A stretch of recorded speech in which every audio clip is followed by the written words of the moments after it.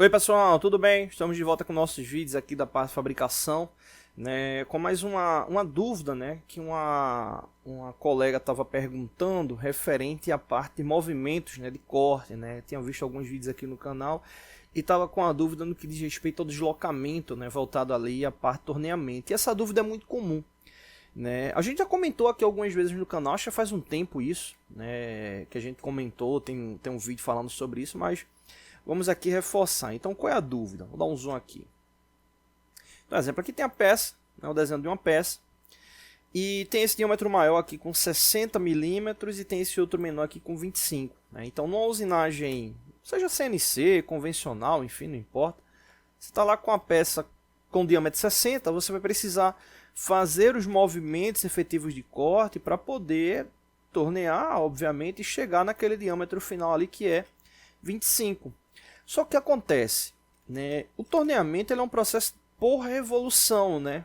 Eu já vi até gente errar a questão de seleção de emprego, né?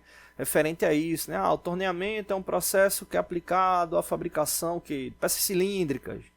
E aí o pessoal já vai com sede ao pote, né? E marca lá peças cilíndricas, né? Mas o processo de torneamento é um processo de fabricação por revolução, né? Ou seja, a peça gira e não necessariamente você vai fabricar ali uma peça cilíndrica, né? Você pode fazer processo de faceamento e fazer um cubo, enfim, N configurações de movimentos, né? Para chegar a N tipos de geometrias, né? Se for procurar aí no YouTube, vai encontrar N tipos de adaptações aí voltadas ao processo de torneamento, enfim. Mas o torneamento ele não é um processo que ele é exclusivo para usinagem de eixos. Agora, o ponto forte dele é, obviamente, aí a fabricação de eixos. Né? Mas se for pegar na base mesmo, aí, na base teórica, né? Ele é um processo que trabalha por revolução. Enfim, a peça gira para ocorrer o movimento de corte. Beleza, então... E aí tem um detalhe que é o seguinte... As principais ferramentas de trabalho, né, para o torneamento são ferramentas monocortantes. Né? Ou seja, você vai ter lá a ferramenta, né? Fazer aqui um esboço de uma ferramenta. Então você vai ter lá a ferramenta e essa ferramenta, né, quando você desloca ali no anel graduado para poder colocar a profundidade de corte, o que é que acontece? Exemplo, quando você está lá com 0 milímetro lá referenciado no anel graduado e deslocou 2 milímetros, né? Deslocou 2 milímetros, beleza. Supondo que você deslocou 2 milímetros, fez o corte, né? Foi medir a peça. Então, exemplo, se a peça tinha 60, você deslocou 2, né? Sem considerar a precisão do torno, né? Que não necessariamente você vai deslocar 2 milímetros, vai tirar exatamente 2 milímetros. Aí tem questão de precisão, folgas, manutenção, enfim. Mas supondo teoricamente que você deslocou 2 milímetros e tirou exatamente 2 milímetros, quando você for medir a peça, você vai ter 60 menos 2, ou seja, vai dar 58 milímetros. Só que acontece, o movimento, por ser um movimento de revolução, né, ou seja, a peça ela gira, entra lá a questão da simetria. Né, entra a questão da simetria, ou seja, o que você desloca de um lado, você acaba tendo do outro. Né? Então, exemplo, isso aqui é a ferramenta. Se você deslocou um valor aqui desse lado, você vai ter do outro lado também, simétrico. Né? Como a peça está girando, que você tira de um lado, tira do outro. Aí você diz, entendi. Então quer dizer que se eu deslocar 2 milímetros, vai tirar o dobro, vai tirar 4. Aí é que está o detalhe. Né? Se você for pegar tornos antigos, né? Eu só vi muito tempo, eu não lembro nem qual era o fabricante. Ele tinha essa referência de... Ele não tinha um anel graduado convertido. Né? Então você tem que ficar atento com isso. Né? Em resumo, como é que funciona? Quando você desloca 2 milímetros no anel graduado, na verdade você não está deslocando 2, você está deslocando 1 milímetro. Só que aí pela questão da simetria, pela peça estar girando, né? Se você tira 1 milímetro de um lado, você tira 1 milímetro do outro. Ou seja, quando você coloca no anel graduado 2 milímetros, você de fato está tirando 2 milímetros. Mas se você, por exemplo, eu vou apagar aqui, só para dar um exemplo. Vamos supor que aqui está a ferramenta, né? Aqui está a ferramenta e ela está lá no porta-ferramenta.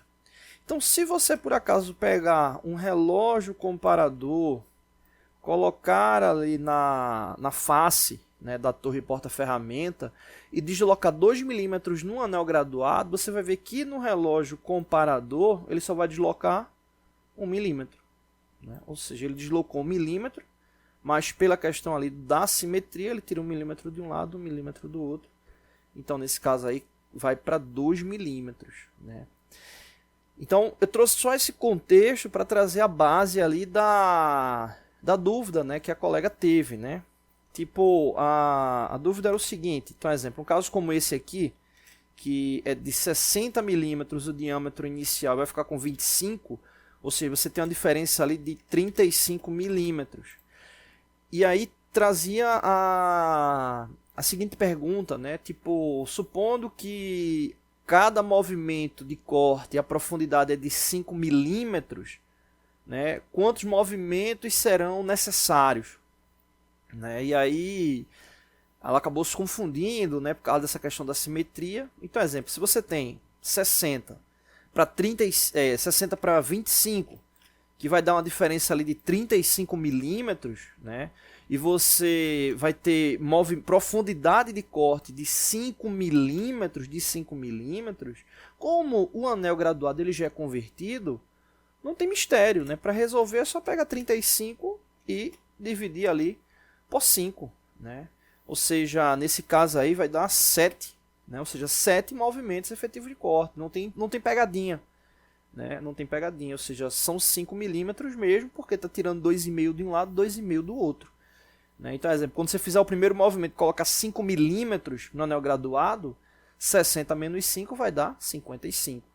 Quando tiver com 55, você coloca mais 5 milímetros, ele vai para 50, e assim sucessivamente, ou seja, em 7 movimentos com 5 milímetros de profundidade, você vai chegar ali vai tirar 35 milímetros, que consequentemente vai restar ali de diâmetro final 25, que é o diâmetro final ali da peça. Né?